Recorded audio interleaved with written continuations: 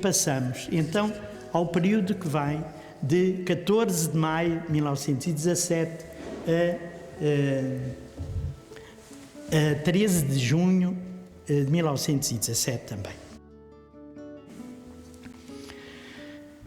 O primeiro documento escrito sobre esta aparição foi recolhido pelo Dr. Formigão quando interrogou a Sra. Maria Rosa no dia 11 de outubro de 1917, antes, portanto, da aparição de 13 de outubro.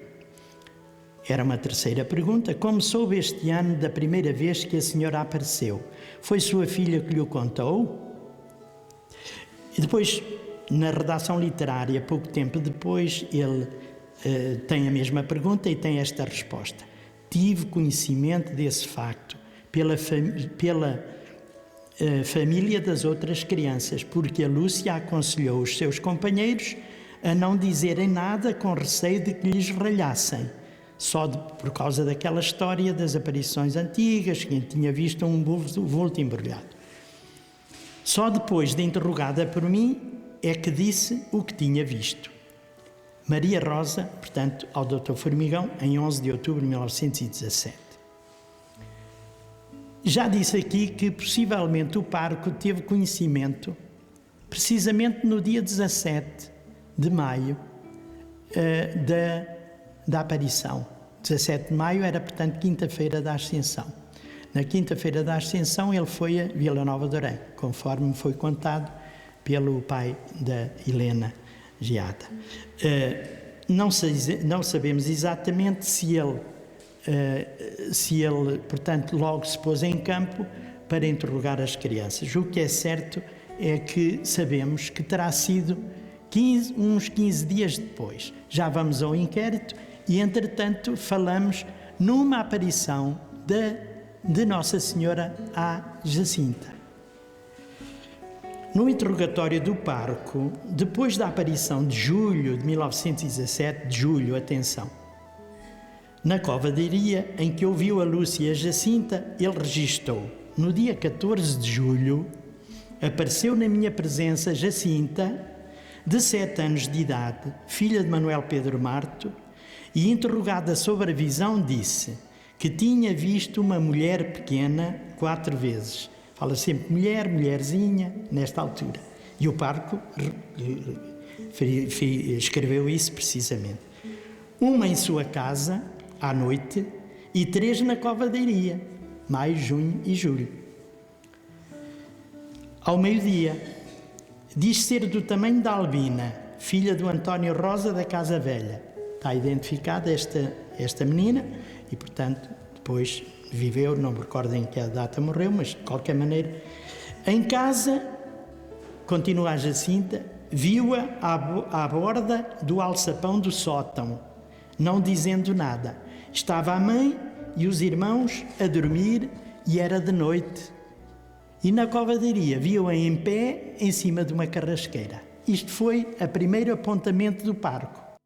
Não se fala aqui em nenhuma aparição na igreja paroquial, mas na redação final do processo, o pároco diz o seguinte, que esta redação é datada de 6 de agosto de 1918, portanto um ano depois, concretizando melhor o apontamento que tinha feito em 14 de julho e acrescentou mais uma aparição.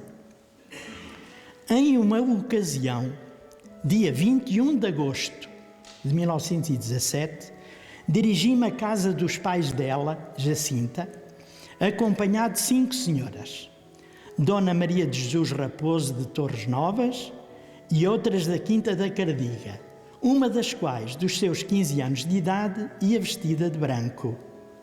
Ora bem, depois ela interroga a Jacinta: Nossa Senhora, está aqui uma menina vestidinha de branco, Nossa Senhora era parecida com ela. Nossa Senhora era muito mais bonita.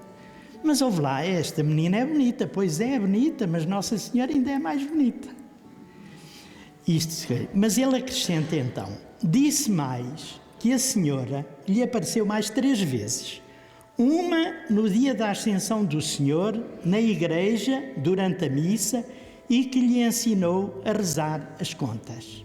Se forem à igreja paroquial, há lá uma pintura que se abre, porque tem assim uma espécie de tríptico ou díptico, que se abre e fecha. Portanto, acrescentou, durante a missa, e lhe ensinou a rezar as contas. Depois, outra à noite, sobre o alçapão, e repete aquilo que já tinha dito. Ora bem, sobre esta aparição, há 2 relatos da tradição oral que eu vou tentar aqui reproduzir, que é o seguinte. Um dia, depois das aparições, no mesmo ano e mês, em quinta-feira da Ascensão, a mãe de Jacinta foi à Missa das Almas, à igreja paroquial, às 8 horas. E temos uma indicação interessante. A Missa das Almas era às 8 horas. Levou com ela os filhos mais novos para os ensinar e para que, indo sós, não se pusessem a brincar ou a distrair as pessoas. As mães de Fátima tinham este cuidado. Esta senhora é de Fátima e, portanto, põe isto em relevo. Terminada a Santa Missa, chegados que foram a casa, as crianças foram brincar e a mãe foi tratar dos animais e preparar a refeição do meio-dia. Não vendo a Jacinta por perto, a mãe chamou-a. Os pais viviam receosos de que os filhos caíssem às cisternas. A mãe chamou algumas vezes por Jacinta e não recebeu resposta.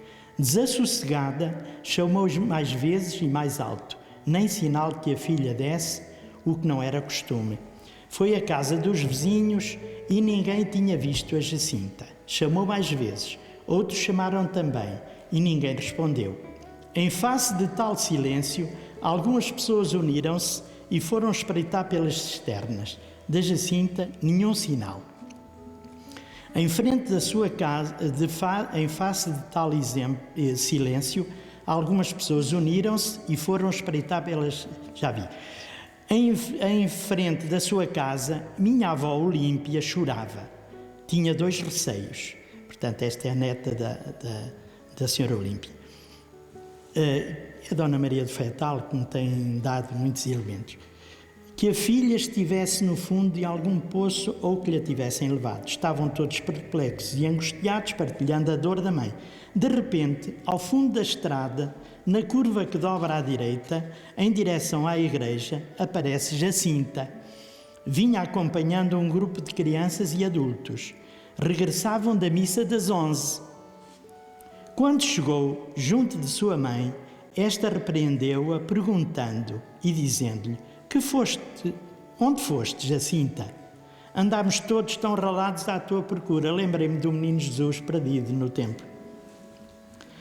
Jacinta, com o rosto espelhando felicidade, respondeu: Mãe, fui à missa, sozinha. Estiveste a brincar e sem atenção a distrair as outras pessoas. Que ideia tiveste, Jacinta? Já tinhas ido à missa e mais eu. A criança olhou a mãe e disse-lhe: Mãe, não estive a brincar. Aquela mulherzinha da covadeiria foi lá ter comigo e ensinou-me a rezar à Ascensão. Que explicação é esta? A senhora diz assim: escreva as palavras tal como as ouvi. Jacinta não conhecia os termos a explicar, meditar, contemplar. Para ela, tudo o que fosse relação com Deus encerrava-se na palavra rezar à Ascensão. O primeiro interrogatório do parco à Lúcia foi cerca de 27 de maio de 1917. Ainda estamos, portanto, a decorrer os acontecimentos e o inquérito que o parco fez.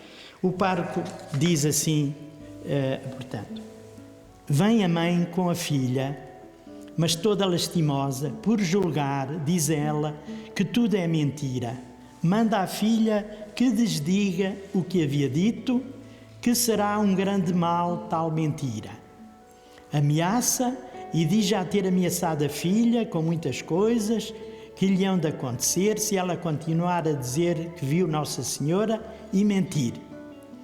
Diz que só estas coisas lhe estavam reservadas para ela, etc, etc. Procure serenar a aflita mãe, dizendo-lhe que, se for verdade o que dizem, é uma grande glória para ela e suas famílias. Oh, se fosse verdade, mas se for mentira, exclama a duvidosa mãe. Aconselho-a a ter pela filha os mesmos cuidados que até ali tem tido, que na ocasião em que, porventura, a filha haja de ir para o local da aparição, a não mande nem a estorve, e que a traga à minha presença sempre e só, após o dia da aparição, caso ela diga que continua a ter a graça de ver Nossa Senhora. No segundo interrogatório, agora entramos, de facto, na descrição da aparição de junho. Depois da segunda aparição, e o inquérito foi em 14 de junho, portanto, no dia seguinte, ou um dia ou dois depois, o pároco explica. Diz a Lúcia que esteve um bocado à espera e durante este tempo esteve a rezar o terço. E quando iam para rezar à ladainha, disse, não comecem que já não têm tempo, pois estava muita gente por já ter visto o relâmpago. Dirigiu-se à carrasqueira com o povo que estava. Ao chegar, fez uma vénia, dobrando um joelho, e ao mesmo tempo chegou a senhora, vindo em linha oblíqua do lado nascente, e fez a pergunta: então o que é que me quer? Quero-te dizer que voltes cá no dia 13 e que aprendas a ler para te dizer o que quero. Então não quero mais nada, não quero mais. A 6 de agosto de 1918, na última redação do processo paroquial em que o pároco volta aos seus interrogatórios de 1917, ele diz: disse a Lúcia que a senhora, que ela e seus primos viram, tinha um pouco mais de 1 metro de altura e vinha vestida de branco. Depois explica tudo por aí fora, e todas as vezes tinha as mãos postas um pouco acima da cintura, e delas pendia um terço branco. Todas as vezes que falava, separava as mãos, pouco mais ou menos à distância dos ombros. Tinha os olhos pretos e era tão lindo no rosto como nunca tinha visto senhora alguma. Quase cegava a sua beleza e nunca se cansava de olhar para ela. Parecia-lhe que tinha meias brancas, não douradas, mas que não dava a certeza porque para pouco mais olhava do que para o rosto. Até mesmo em uma ocasião, na minha presença, e estando também a Jacinta, ela volta-se para esta e pergunta-lhe se ela trazia meias porque não tinha reparado. Isto é a redação já de 1918. Tenho agora aqui um apontamento sobre uma carta que não diz nada, não diz respeito a junho, mas eu achei curioso trazê-la para aqui para fazer mais uma vez um apelo. O tal soldado, de que eu já aqui referi, António Ferreira de Andrade, escrevendo da França em 4 de setembro de 1917, refere: estive com um rapaz dessa freguesia que se encontra nesta terra de França, que me contou que o senhor António Abóbora que tinha uma filha que tinha visto Nossa Senhora. Tenho aqui uma nota do senhor Francisco Pereira de Oliveira, que diz: poderá tratar-se de Manuel Vieira Marques, filho de Manuel Marques e de Maria de Jesus, natural da Pedreira. Assentou praça no Regimento de Infantaria 15 de Tomar, embarcou para a França em 20 de fevereiro de 1917, com o número tal da primeira companhia, regressou em fevereiro de 1919. Segundo a informação do Sr. Francisco, teve conhecimento das aparições na Covadeiria em carta da família recebida em França no dia 24 de junho de 1917. Esta carta não a conhecemos. Se ela aparecesse, era o primeiro documento escrito das aparições, até aparecer mais algum. Mas seria realmente interessante. As cartas escritas de Fátima para o camarada de António Ferreira Andrade, infelizmente desaparecidas, porque foram várias, e esse senhor pedia informações sobre o que ela disse em julho, sobre o que ela disse em agosto. Portanto, o senhor António dos Santos, que foi o pai da Lúcia, que recebeu a carta, não sei é que respondeu ou se terá respondido, porque o soldado dava a própria direção da França. Mas a carta está no arquivo do Sr. Dr. Formigão. Essa carta é uma carta maravilhosa. Em 27 de setembro de 1917, o Dr. Formigão partiu de Torres Novas por Vila Nova de Orém. Chegou de trem a Fátima pelas 3 horas da tarde, 27 de setembro. Já as crianças tinham vindo da Reixida, as duas, e o Francisco sempre cá esteve, não foi. Não encontrou o pároco, que só voltaria à noite. Diz ele, pesaroso por não poder trocar algumas palavras com ele sobre o assunto que ali me levava, resolvi ir à casa das crianças. As 2 crianças mais novas estavam ausentes. Dirigiu-se à casa da mais velha. Veio a mãe. A Lúcia andava a vindimar numa propriedade que lhe pertencia e que ficava 2 quilómetros distante. Foram chamá-la. Entretanto vieram as outras. Primeiro a Jacinta. Responde por monossílabos. Veio Francisco. O interrogatório. Nenhum deles se referiu a junho. A Lúcia disse. Entretanto voltou. Não lhe perguntaste de onde vinha? Perguntei de onde era e ela respondeu-me que era do céu. E quando fizeste esta pergunta, da segunda vez, a 13 de junho, cá estamos. A senhora mandou que aprendesses a ler? Mandou sim, da segunda vez que apareceu. Mas se a senhora disse que te levaria para o céu no mês de outubro próximo, para que te serviria a aprenderes a ler? Não é verdade isso. A senhora nunca disse que me levaria para o céu em outubro. E eu nunca afirmei que ela me tivesse dito tal coisa. O que é certo é que lhe fez esta pergunta. Depois, o testemunho de Leonor de Avelar e Silva Constâncio, que eu já aqui referi.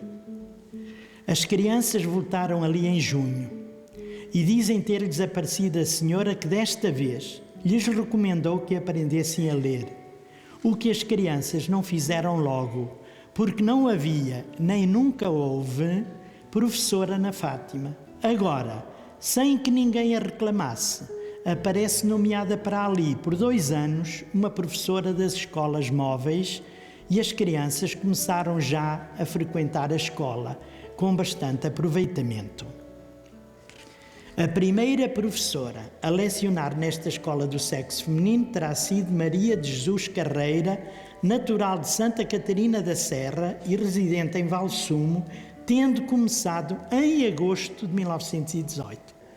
Era uma pessoa que tinha feito o curso, precisamente, tinha terminado o curso de magistério em Leiria em 1918, portanto recebe o diploma em julho de 1918 e aparece, portanto, a lecionar logo em 1918. Por isso, a Lúcia, a Jacinta seriam alunos nessa data. Depois terá ido então para Orém. Resta saber quando é que foi. Há uma senhora que é muito velhinha, que foi aluna dela e que diz que terá sido aluna dela pouco tempo, entre talvez 1923 e 24, não mais além de 24.